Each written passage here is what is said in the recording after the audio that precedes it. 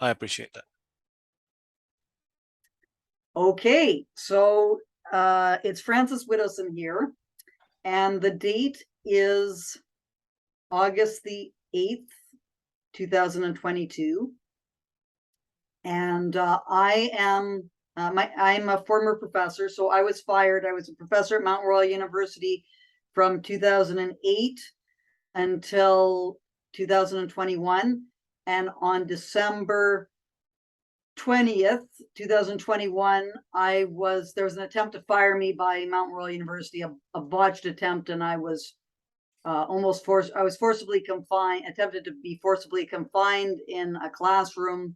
And then I was chased through the university and was confronted again in my office and ended up calling 911. And it was a completely crazy situation. Anyway, my case is going to arbitration in January 16th, 2023. And what I'm doing right now is I was at a conference and I met up again with Navarro Genie. So I'm here today with Navarro Genie. And Marco told me a story which I had not heard before, an account of events which I had not heard before. So what I wanted to do was just go through what happened with respect to him. But before I do that, I would like to just get some basic information from Marco about who he is and so on. So first of all, thank you so much, Marco, for appearing with me today to get these things down, recorded, so it's understood some of the things that have happened historically with respect to my case. It's a pleasure to be here. I really appreciate this, and I think this is going to be very helpful in terms of painting a picture of what the environment was like at Mount Royal University. So first of all, could you just tell me kind of your background, what your background is? Sure. I'm a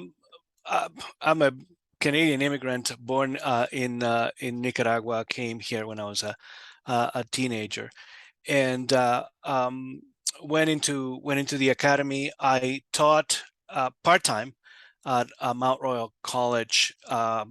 Originally hired me. It was then the Department of Political Science and Economics, and taught sessionally for 20 years. And from 2003, from 1993 to 2013. Okay. So I met you when I met you at the sort of tail end of that stint in 2008. And I'm a political scientist, and left the academy in 2010 for different reasons, but almost similar academic problems at another institution, and then I started working in what is loosely defined as the think tank sphere in Canada. First for the Frontier Center for Public Policy, and then did a stint of about 6 years in Atlantic Canada working for the Atlantic Institute for Market Studies. I've come back to Alberta now 3 years since, and have started my own sort of research institute, the Holtain Research Institute, and that's currently what I do. And I don't know, I'm just trying to think of our relationship. First of all, we don't have a personal relationship with one another. No. We have not really interacted at all. Well, I remember meeting you, and I guess it must have been quite close to 2008 after I started, because I remember meeting you in the Office of Policy Studies. And I think at that time, well, one of my students had come up to me and said that you were going to be assigning Disrobing the Aboriginal Industry, which was a book that was co-authored by Albert Howard and me, in one of your courses. What course was that you were assigning Disrobing the Aboriginal Industry in? Yeah, well, first of all, let me confirm that we do not have a personal relationship. We have met at meetings and conferences and stuff like that, but Yeah, we have never had a social life or anything like that. So yeah. So we're good. um, yeah, so it's been a professional relationship, and strictly. Um, it was I used to when I was teaching introduction to political science, Yeah. Poly 2201 in my royal terms. Um, for a while, I used to give students an essay and give them uh, 4 or 5 different topics to write an essay. And after 2 or 3 years of teaching, I realized that the students did not have the necessary um, skills to write a proper essay. And it was an introductory course. So I began what became a little bit of a tradition of assigning a book review, because I thought if I can teach them to read one argument as opposed to 5 different books, and follow an argument and have all the students write a book review on the same book, Mm, there would be more discussion, more cross-pollination in class and between the students, more team building in a sense yeah. among the students. Yeah. And I used to change books every semester.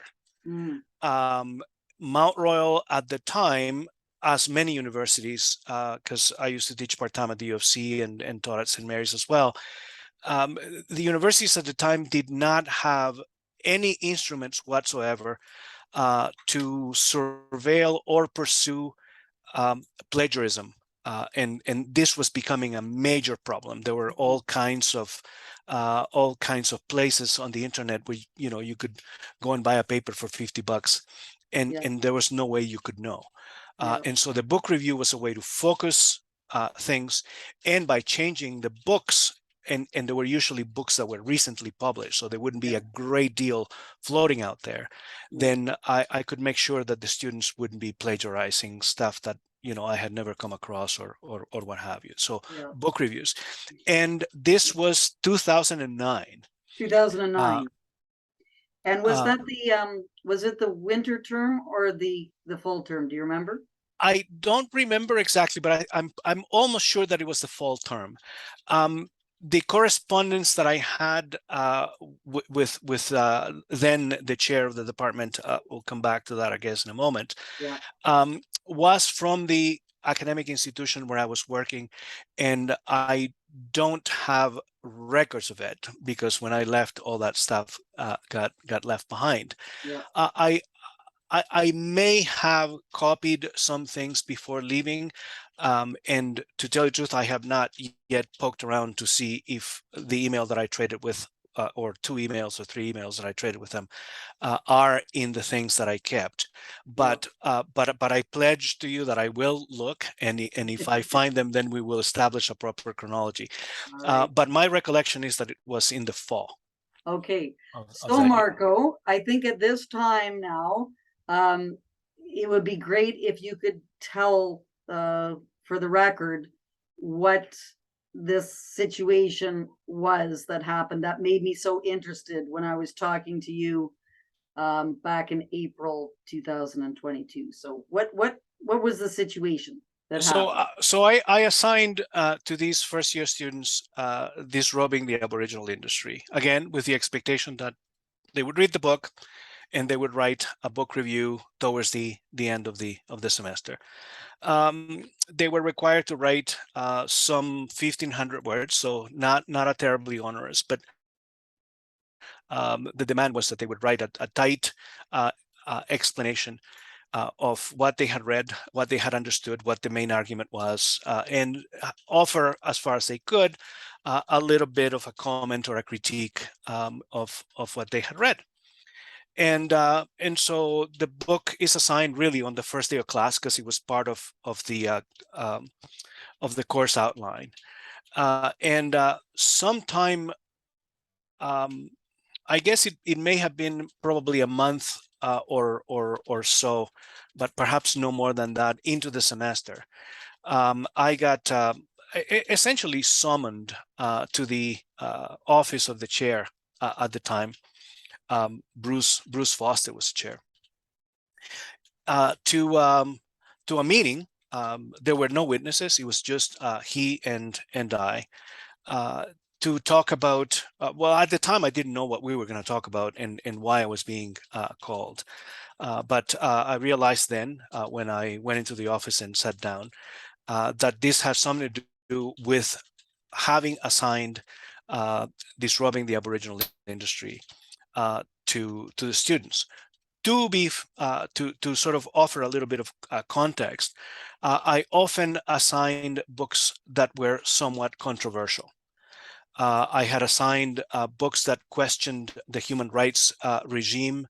I had assigned a book that talked about perhaps in some circumstances, in this the book that Michael Ignatieff wrote about perhaps there being some justification for torture.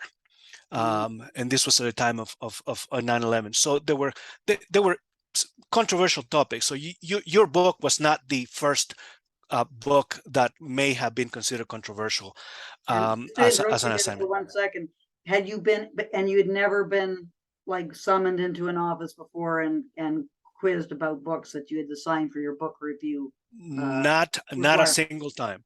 Okay. So by 2008, I'd been there 15 years, 2009. So 15, 16 years. And this was, I had been through three, I think, if not four different chairs, some economists, some political scientists, and this was the first time that I was being essentially called to account as to why I was assigning this book. And there was a little bit of finger wagging for having assigned this book. I'll elaborate. So the context is that someone, or at least one person, came and complained to the chair that this book had been assigned. My understanding is that this person or persons, I ignore whether there was one or 15, but there were not that many Aboriginal students in the class. There were 3 or 4. That either one or all of them, I don't know, had come to complain about their professor having assigned this book. And so I was being asked to essentially give a rationale for why I had assigned this book. Again, something that had never happened. I kind of resented being boxed in to do that.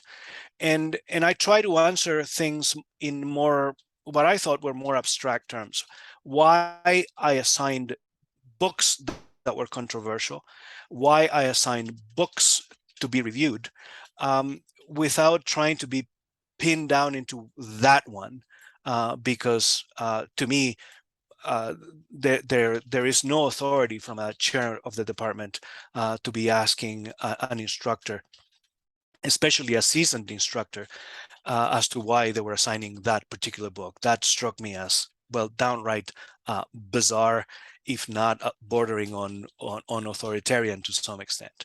So I explained more or less what I said to you earlier about why I was giving book reviews to the students, and explained what we did. That sometimes I would ask in a class if they were having any issues or problems with a particular chunk of the argument, if they would ask questions. And so we'd walk them through how one would go about interpreting a particular paragraph, or looking up data that would either corroborate or dispute the argument, and those sorts of things.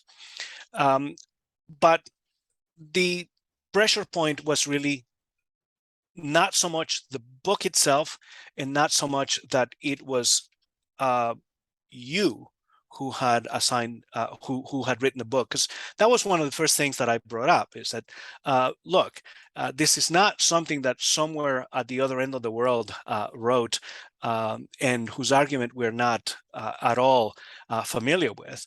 By the time, my understanding was that I think by the time you had been interviewed for the job, the book was already out or on its way out. And so they knew very well what the book was about when they hired you. So the scrutiny over the book struck me as highly excessive, considering that if the book's author was good enough to be hired on a tenure job at the same institution, surely then the book was not something outlandish of any sort. And that was one of the first things that I pointed out to the chair. The second issue, of course, is that was pointed out is that the book might be a little too difficult for a first year student. And I said, well, explain to me how the book is difficult for a first year student. Well, it offers, he said, a point of view that the students would not have encountered before, and that then they would have difficulty digesting, that it was not a book that first year students should be reading. That was kind of the I thought, patronizing point. And I said, well, explain how, right? Like, why is that the case with this book and not with another? Why is that the case with this controversial book and not with the other controversial books that I have assigned? And so the second issue that came out as a result of that particular comment was that there would be students in the classroom that would feel uncomfortable about reading and discussing these sorts of things. And that they might not be prepared to absorb, to understand.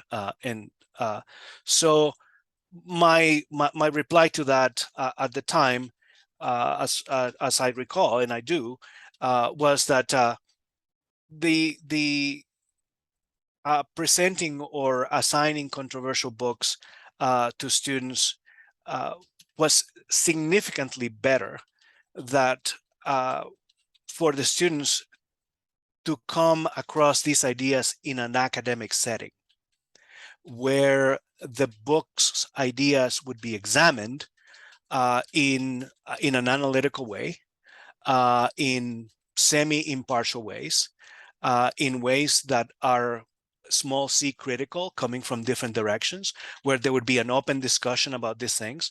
And I remember saying, would you prefer that people read these sorts of books outside the academic setting, misinterpret them in several different directions, or God forbid, get into a fight with somebody on the bus or the train because they're reading something that somebody else doesn't like, or they could not possibly stand up and defend in a rational way, right? But then the emphasis was on the oppressiveness of assigning that sort of idea or ideas of a book in a classroom. I pointed out that my job as an academic and as a professor isn't to babysit people's sensitivities.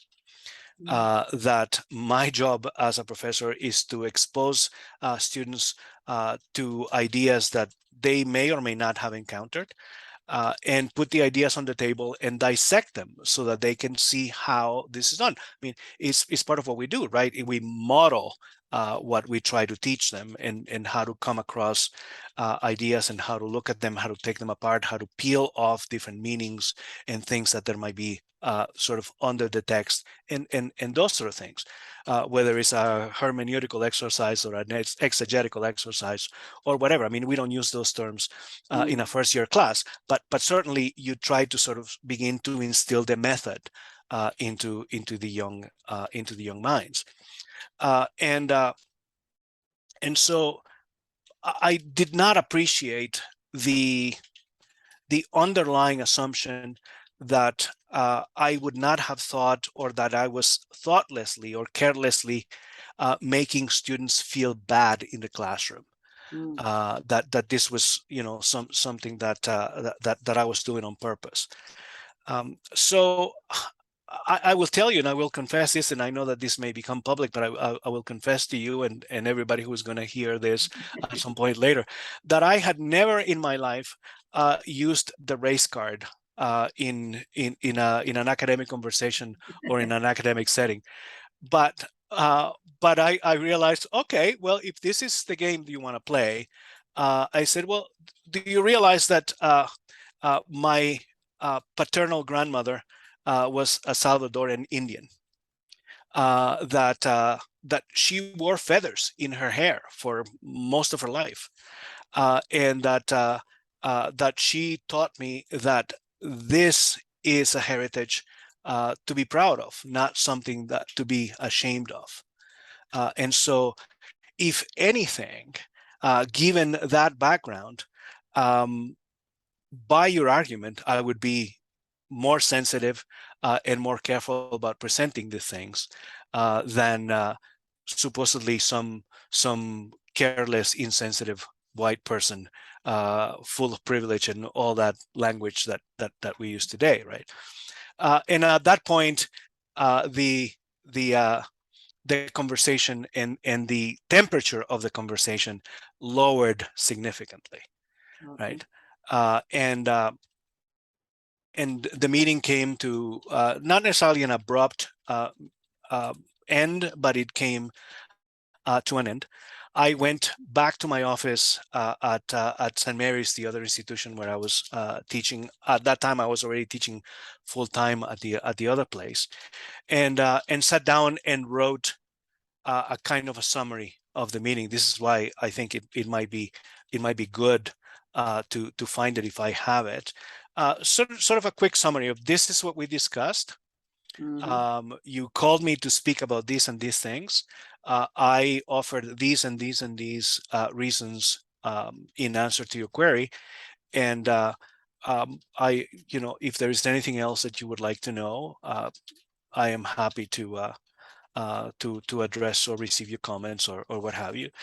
And there was no reply to that I recall, and there was no meeting that followed. There was no communication as a follow-up to that conversation. The semester went away. I could kind of figured at the time who might have been the person who complained, because one of the 3 or 4 Aboriginal students that I had in the class never came back. The other ones stayed, and there was no issue with any of the remaining students. By my account and my own recollection, it was a semester like any other. Um, some students were successful in writing their book review, and some were not. Some left it for the last minute, and some worked really hard at it. Your typical thing. But it ended there. Now, in retrospect, nearly 10 years later now, or more than 10 years later, given the hindsight of some of the things that have happened and how things have been handled at that particular institution, it struck me that for me anyway, it is a visible beginning of this sort of hyper attentive concern for how the students feel, for all these safe spaces and triggering students and what have you. I don't want to sound callous and think that I never cared for what the students thought in the classroom. Of course I did, and part of the engagement is that you care for what the students think, interpret or misinterpret or whatever, and that's part of the job. But it never struck me that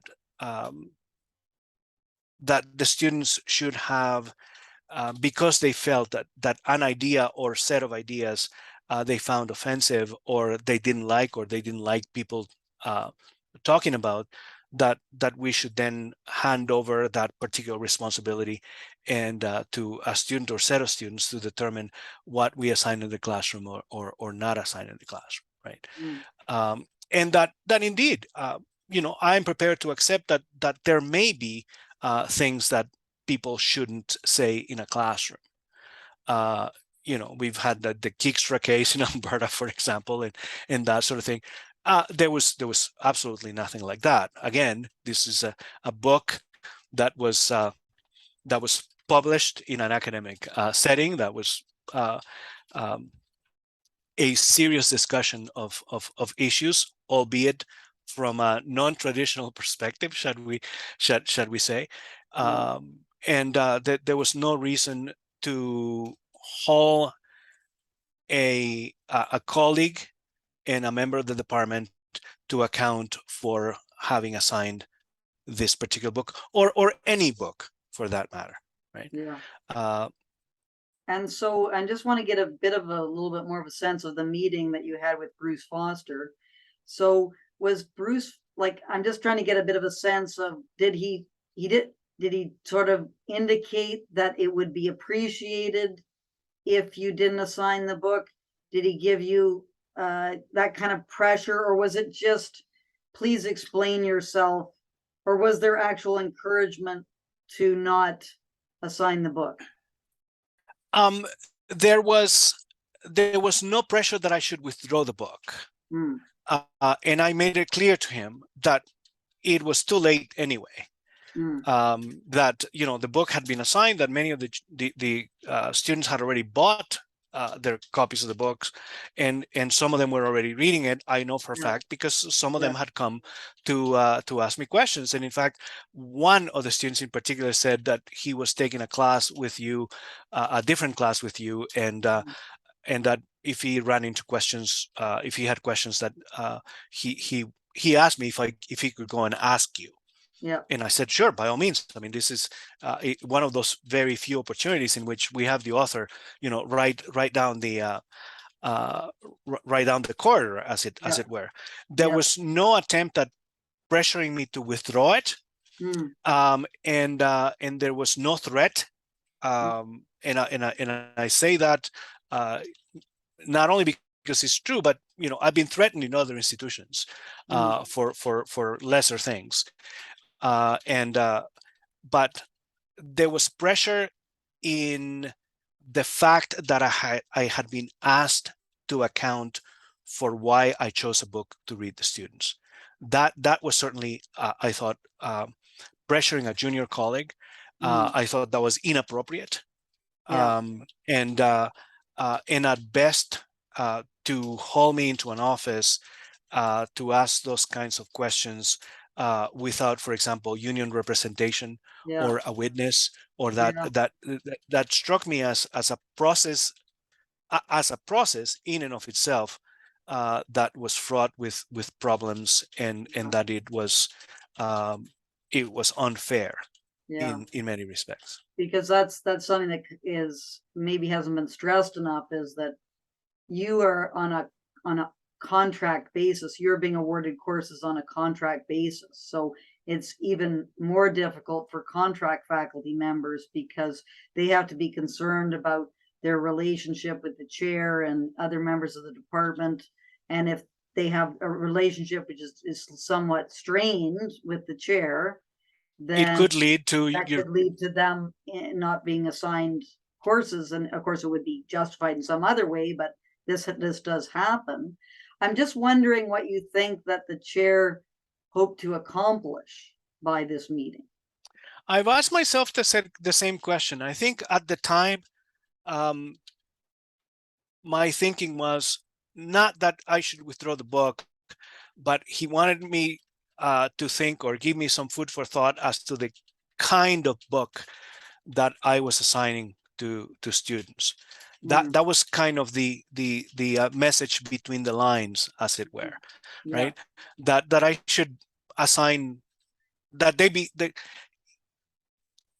unspoken message was that he'd be happier if I assigned books that were not controversial, lofty sort of softballs to the students.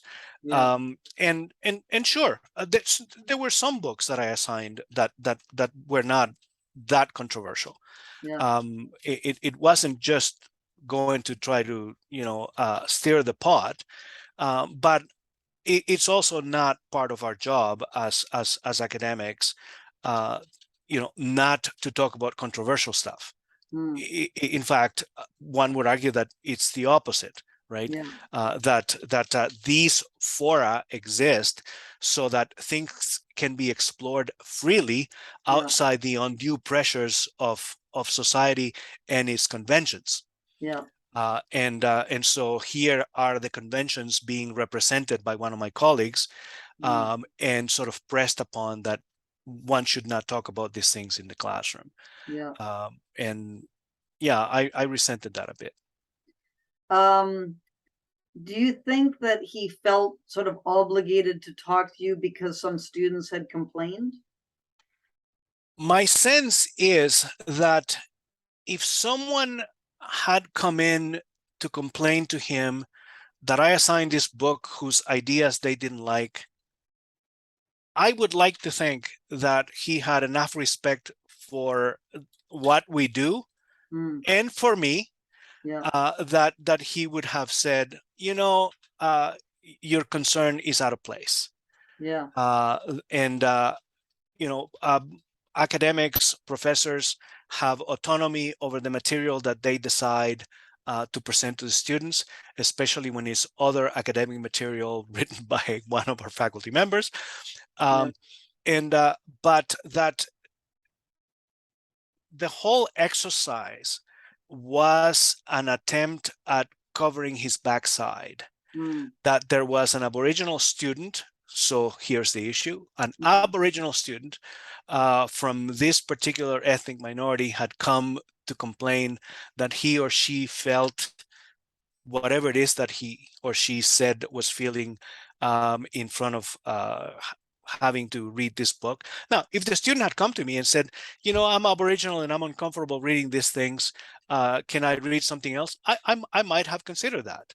Yeah. Um, but And so it was the nature of the complaint that Yeah. so that if that escalated, if that student had gone to the dean Yeah. or higher up, I think that he wanted to be able to say, I've had a talk to the faculty in question.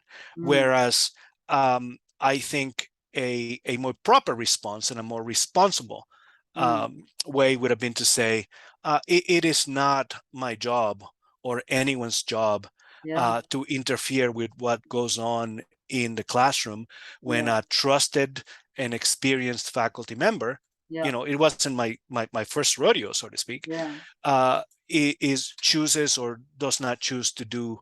It wasn't anything abusive. I had never used any language or attitude that would make the student feel um, like he or she didn't belong there or diminished in any way or whatever. It wasn't any of that. It wasn't anything that I had personally done. It was simply the fact that I had chosen that book and the student felt whatever it is that he or she felt. Yeah. Um, and so I felt a little bit betrayed in a Yeah. sense, Yeah. because I would have expected my colleagues to have more of a robust spine to say, this is part of being here, right? Yeah. That we come across ideas that we don't like, and we learn to deal with it, and we learn counter ways to address those ideas and express our opinions and Yeah. the whole thing, right? So it was a teaching moment in my mind when a student comes, and I've had some students that have come to me instead of going to the authorities, and that's the way I've handled it, right? It's Yeah. so sort of explain to them Yeah. what it is that being in a liberal arts program really means, Yeah. and that questioning things is the bread and butter of what we do. So encourage them to ask questions. Yeah. So there's three kinds of concerns that come to my mind when I'm hearing this story. The first is if you hadn't been so confident in your own position, what could have been the effects of that? That's the first concern.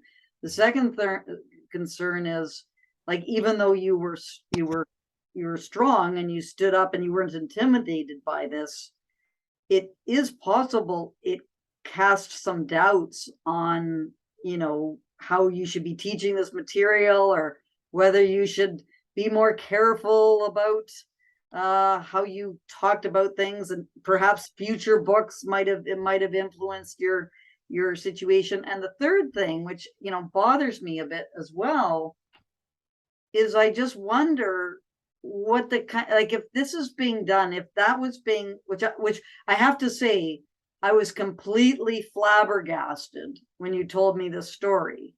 I I just was shocked because I was under the impression that I had been hired because of, well, one of the reasons, which is part of the criteria, which I do actually have the letter of the hiring committee, which I was in my personnel file for some reason. It's supposed to be a confidential document, but they accidentally put in my personnel file. So it said that one of the reasons why I was hired was because of my scholarship and research activity. And then my CV was attached, which had very prominently Disrobing the Aboriginal Industry 2008. So it was all known that this is my part of my research agenda. Right. So if this was happening in this context, it makes me wonder what the kind of discussions that were happening in private to amongst various people who would be not very supportive of my work. I was under the impression that Bruce Foster was a supporter of me. Like that's I never had any reason to doubt that situation. And for him to be doing that, what were the conversations that were happening with, as another chair told me, all my enemies that existed at Mount Royal University? I don't, Yes.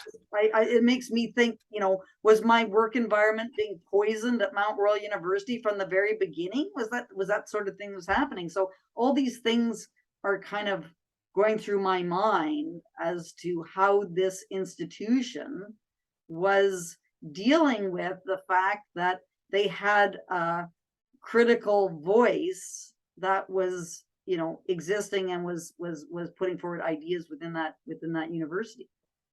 It it occurred to me that the following semester they might not call me and offer me anything to teach. It occurred to me. Yeah. And at the time, the one course that I was teaching in the evenings was sort of extra because I had a full-time job at the other place. And so I could afford to be a little bit more forthright and more daring. I don't know that if that had happened 6, 7 years earlier, when I had sometimes as many as 3 courses to teach on a sessional basis, and that place was my bread and butter, that I would have been as principled, and I might have been more scared. I think that's probably true. I will admit to you that I thought long and hard about what book I pick next the following semester, and we all have a little bit of a cowboy streak in us, being academics, and I thought just to stand on principle that I would assign the same book. Uh, but that went against my idea of keep changing the books so that students wouldn't cross-pollinate their papers from one class to another. So I quickly decided that against it. But it did cross my mind. On the third issue, I think you may have heard this already, but the place was divided when they hired you.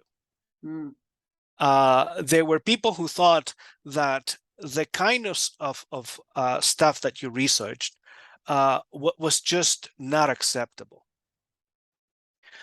And others chose to make the push and hire you. And I think Bruce may have been one of them, to say, we are a university, and hiring someone who writes about controversial things and writes about something that we may not agree with is a sign of maturity.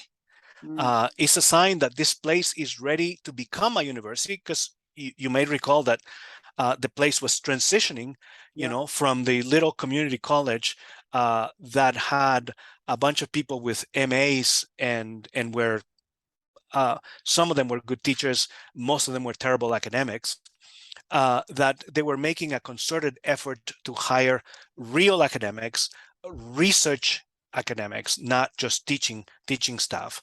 And so what appears to me, because I wasn't privy to any of those committees or any of that, but you hear sort of ramblings in the background at the time, right? And I wasn't there all that much because I was only teaching one course once a week. But I did have colleagues with whom I talked, and people say things, and one of the things I distinctly remember that there was this tension about your hire in particular. What that tells me eventually is that the people who were not content with having hired you remained discontented and were perhaps looking for something, looking to do something about it later on, and seized opportunities where opportunities were presented. But my recollection was that Bruce was also among uh, the supporters of the idea that, yeah, controversial issues are controversial issues, but that's the stuff of universities. Yeah, no, well, that was my well, I thought the department was support. Well, there was there were some people who were, well, I did hear these things, and I believe it was presented in my tenure process that concerns about how students were feeling about this and so on. So and it was I had to be very delicate about it, because respond very, giving, in my view now, too much, like giving too much credence to those kinds of complaints or whatever, not Right. like just concerns, when that's not really what universities are about. Like, universities are about pursuing the truth, and sometimes the truth, people Wherever are it leads. uncomfortable with that. So well, that's the way it is. So Yeah. anyway, so anything else that you think should be said to shed more light on this matter? Yeah, I think sort of a couple of other comments in relation to Bruce. My guess was that Bruce hauling me into his office was a rear end covering exercise. Yes. And that I did not detect that he had any particular animosity toward you personally or toward your work, but that the exercise in itself shows the kind of culture that existed and perhaps continues to exist in that department, and the unwillingness and perhaps the lack of courage of our former colleagues in standing up for what I believe to be the essence of liberal arts, and what I believe to be the essence of the mandate of universities, as you just eloquently put it, that our call is to pursue the truth wherever the evidence leads us. And that is a principle that has been sacrificed way too many times at different lesser altars, that undermines the university, undermines the activity of being an academic, and is undermining the very idea of what universities ought to be. Yes. Right. Anyway, well, I think this has been very, very helpful. I'm still kind of shocked by these revelations, I have to admit, because I knew that things had started to deteriorate in 2016, with which I've written about, whereby a roundtable that I had organized with a colleague, Liam Haggerty, who is no longer at Mount Royal. He was supposed to be moderating an event that I'd organized with him, and he was on his smartphone having a Twitter conversation with a whole bunch of other people, including one professor, Renee Watchman, who's no longer there as well. talking about how racist and hateful and so on the presentations were by Albert Howard and me at this event, without me having any knowledge at all about it at the time. Yeah. And then only to find out the next day that all these conversations had been happening. So that was 2016, but I had assumed that between 2008 and around 2014, things were very, very supportive of my, of not of my position, but of my ability to put that forward, and the encouragement for people to state what they thought was true. I thought that I was under the impression that was a very strong kind of sentiment that existed at the university, and this is now making me, to some extent, wonder about that a little bit as to what was happening Yeah. early in 2016. I mean, this as well as anybody else, right? That hiring committees split, that people have hobby horses in the race. And often, I'm not saying it's the case here, but I'm not ruling it out, that there were faculty members who favored other candidates and that resented that their candidate didn't get hired, and what have you, right? So people try to exalt their favorite hobby horse in a race by trying to undermine the work of others. It's a common practice, of course. Now, you expect, of course, that people who are mature and professional, once the decision has been made, that you carry on and that you support your colleagues as colleagues, and that you continue to support the principles of the academy because you're an academic. Yeah. But the reality is often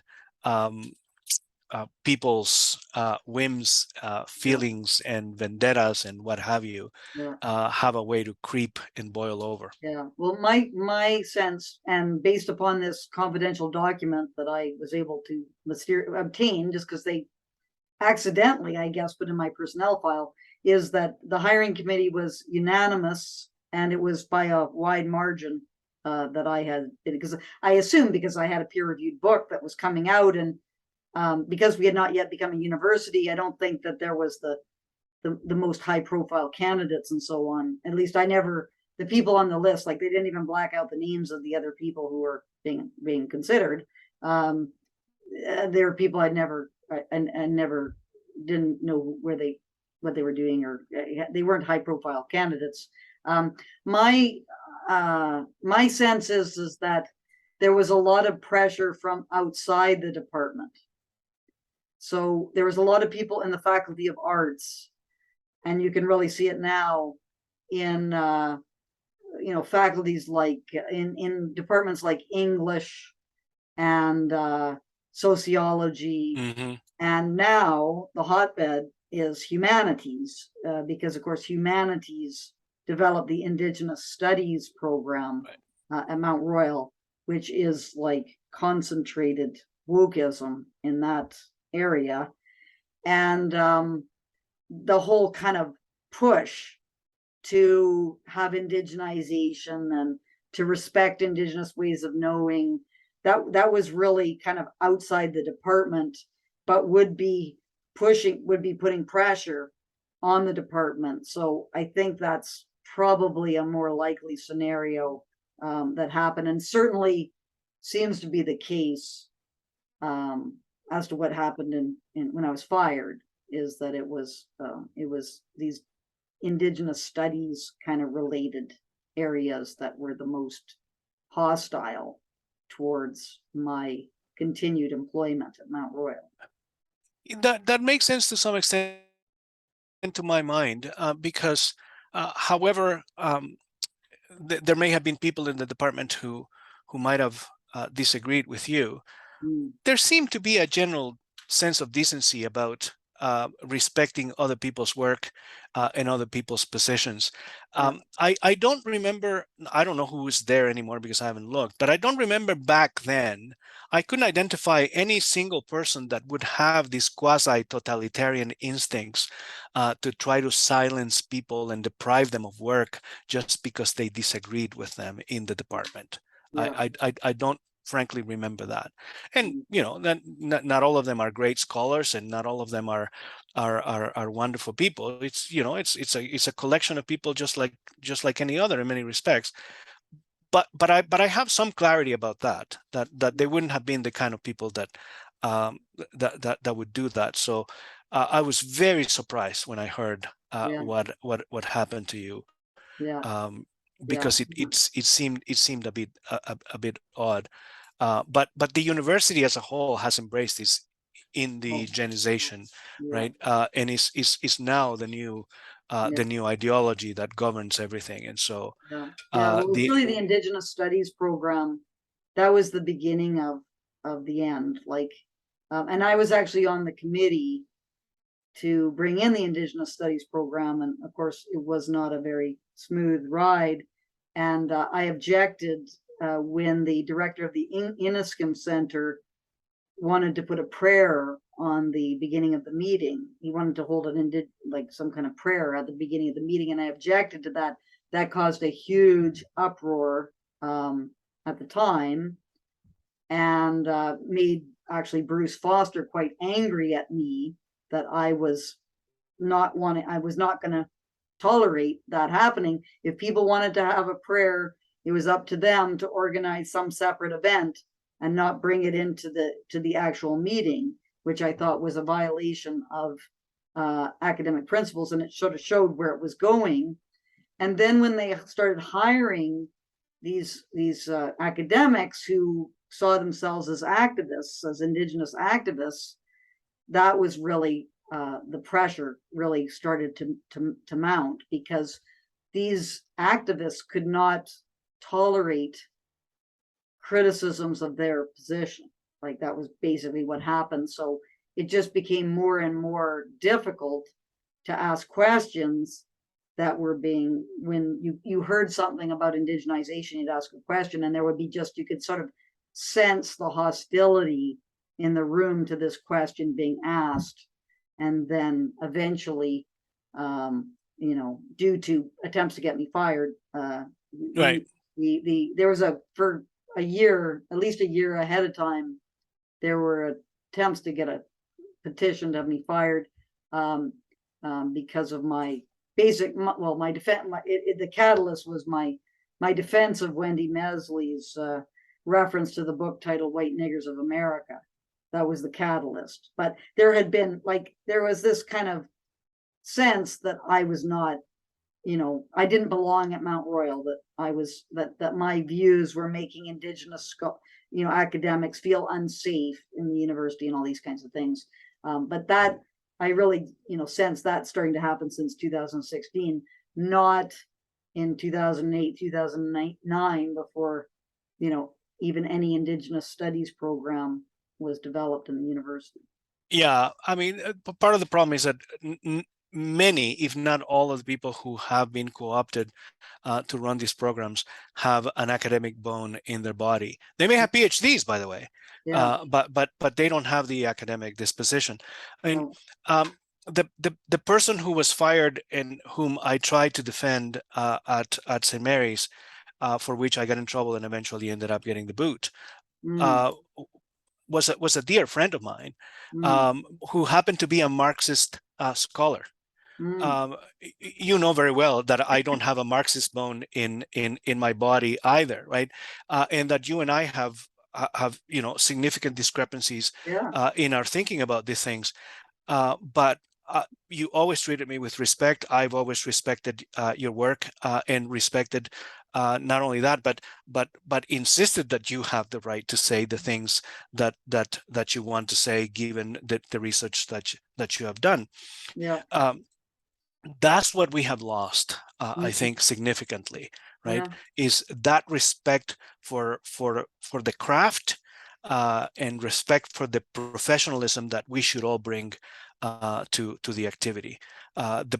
These places are now being run by ideological zealots. Yeah. No, it's totally true. Like, it just Yeah. is really sad. And hopefully, my case, I think, although it's been not an easy thing to happen, obviously, because I have been so prepared, like I was since 2016, I was conscious that this was a possible scenario that was going to happen, I have been keeping records of everything. So I was telling administrators between 2016 and 2019 that there was all these efforts to poison the work environment. 2019, one of the people who's been advising me and is a very bright person said, when you say something publicly, make sure that you've recorded what you said publicly, because you are going to get nailed on things that you say publicly. Yeah.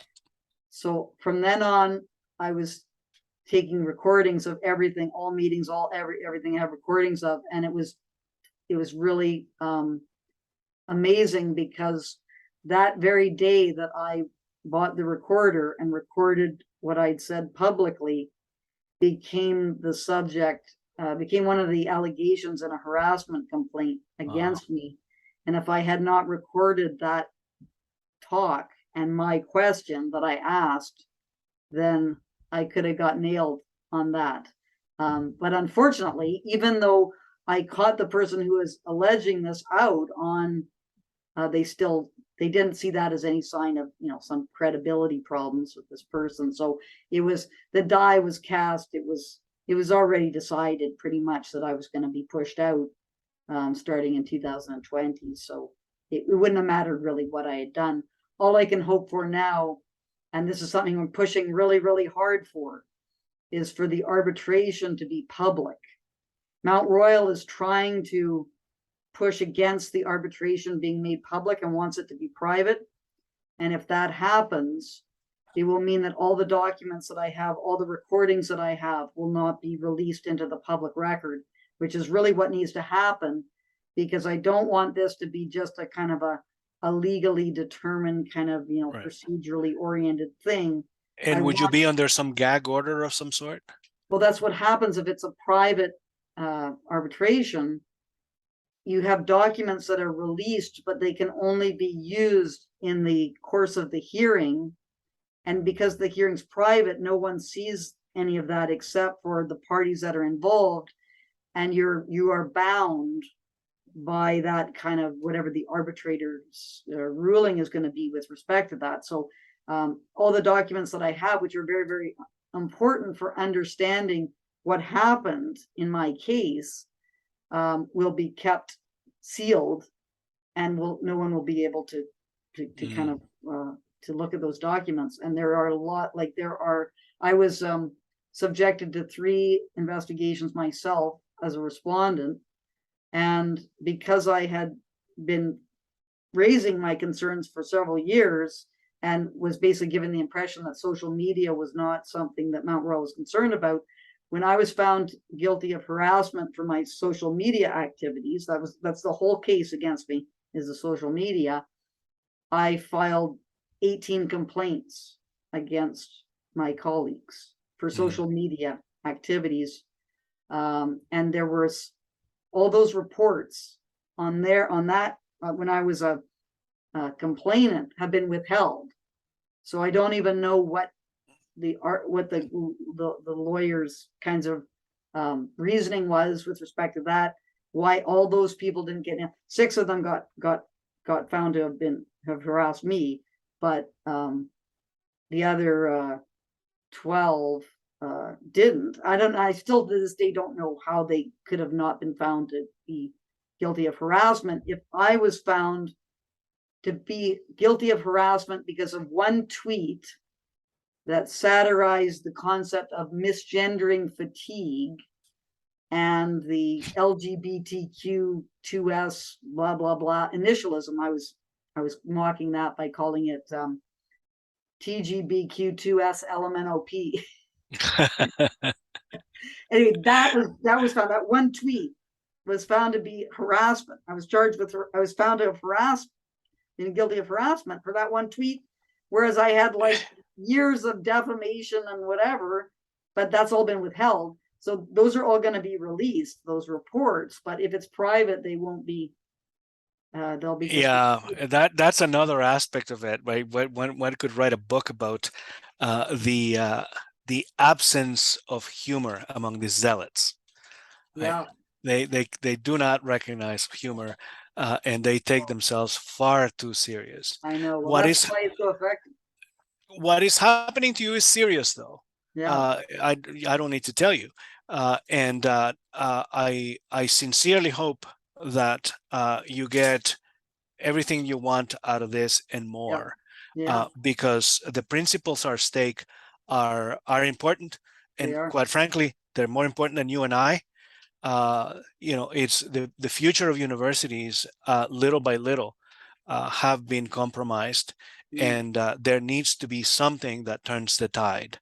yeah, And I'm hoping that your case and several others that are sort of in the wings yeah, will manage to do that. yeah. So if there's ever gonna, if if my case is lost, it's over. Because my case is so strong, you know. I didn't. There's nothing I did wrong. There's nothing. It's like my attempts to defend myself from people defaming me. That was what I was found to be guilty of harassment. Yeah, The whole thing doesn't make any sense from any kind of fair, um, you know, examination of various principles that are involved. So I think as long as I can get this to be public, this arbitration, I think it will. I'll win the case. If it's going to be some secretive process, those things can go so badly because you're really just dependent upon one person. And if they've got some strange kind of view as to what the nature of the law is, then you're doomed. Now, of course, you can always appeal it to the next level and so on. But we're talking. It's already been going to be over 2 years by the time this gets to arbitration, and we're talking 5-10 years if it has to be appealed. right. And I'm going to fight it. I will fight it out to the end. Like there's no way I'm going to give in on this. But still, that's kind of a bit deflating when you lose an arbitration and then you have to go and appeal to the courts and then whatever. And in the meantime, the legal system is being seriously corroded by wokeism as well. And we Mhm. still have, especially the higher levels, things are intact. But at the lower levels, it's just all over the place. So you never know what kind of decision is going to come down. But if it's Yeah, public, then you have all eyes on it, and people can at least be commenting on it and analyzing it and taking issue with things. That's what needs to happen, is sort of the public discussion and examination of what's happened, as opposed to some kind of secretive legal process that could go on. yeah. I mean, the public policy implications are humongous. I agree with you that Yeah. this should be held publicly. And well, I hope you succeed. Yep.